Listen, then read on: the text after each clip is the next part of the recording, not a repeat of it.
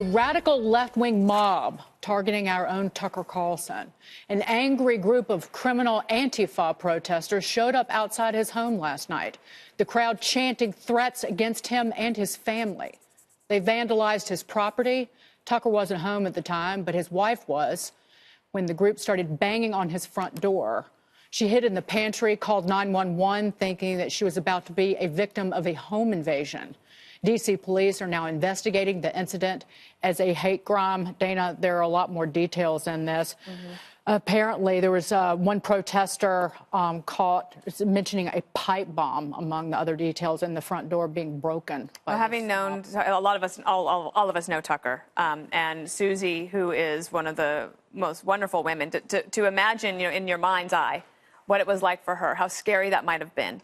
And to hide in your home and to not know what was happening. And I understand that his brother was there pretty quickly. These people are such cowards. It's distressing. And I know that if it was the other way around, that if somebody on the left that had a talk show had this happen to them at their house, Tucker Carlson would be the first to defend them and to defend them strongly, and hopefully other people will. I do want to mention that Fox News, the CEO, Suzanne Scott, and the president, Jay Wallace, had put out a statement saying how reprehensible it was, and that we as a nation have become far too intolerant of different points of view, and that recent events across our country clearly highlight the need for a more civil, respectful, and inclusive national conversation. And they say also that those of us in the media and in politics bear a special obligation to all Americans to find common ground. That was their statement today. How do you put a stop to it, though? Well, I think it was Kilmeade, because his book got knocked off by. Here's the thing: you can't tell your followers to confront people and get in their faces. I am glad that other talk show hosts actually have come out and said this is bad. But I do think one way to tamp down all of this is for everybody to put politics back in the box where it belongs. We are letting people dictate where politics can go, to restaurants, to entertainment, movies, television. The one thing is, I can say that, and Juan and I can agree, politics is not part of your family. It's not part of this.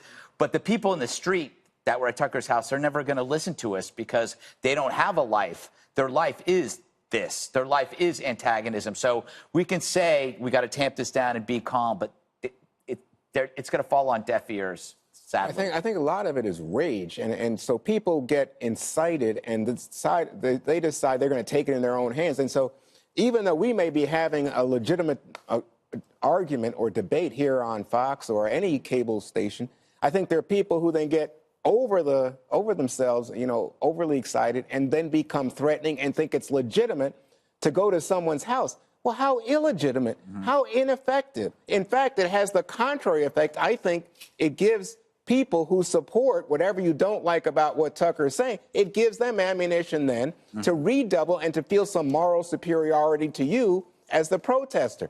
And I think it's so key that other people in our business have rallied to Tucker's side. And remember, not everybody agrees with Tucker, but here, keep this in mind.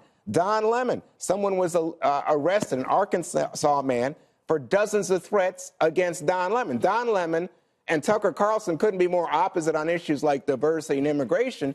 But what do you see? Now they have something in common, which is common indecency of people threatening you because you're on television making a statement. By the way, I get this. I tell you, I don't like death threats, and I've seen them from both sides.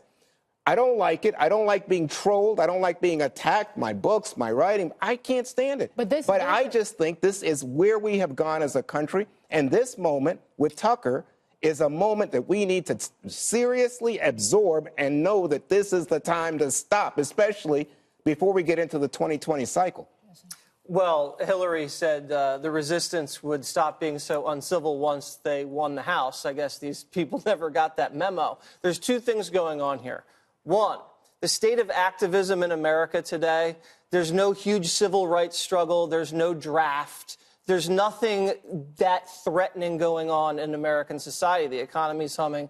So the people that have that resistance in their blood, those people that are born to march the streets, what are they marching for? What are they marching against? They really don't have anything. Against a talk show host. Think about it. We love Tucker. Very talented guy. He is a talk show host on cable. He is not the leader of a mass armed resistance that's taking away everybody's rights. So let's just put it in perspective. The other thing going on here is this. When you're surrounding someone's homes, you've lost the intellectual argument. Tucker Carlson makes pretty well thought out intellectual arguments about immigration, about tearing down monuments, about trade, political correctness, and he does it in a very thoughtful way.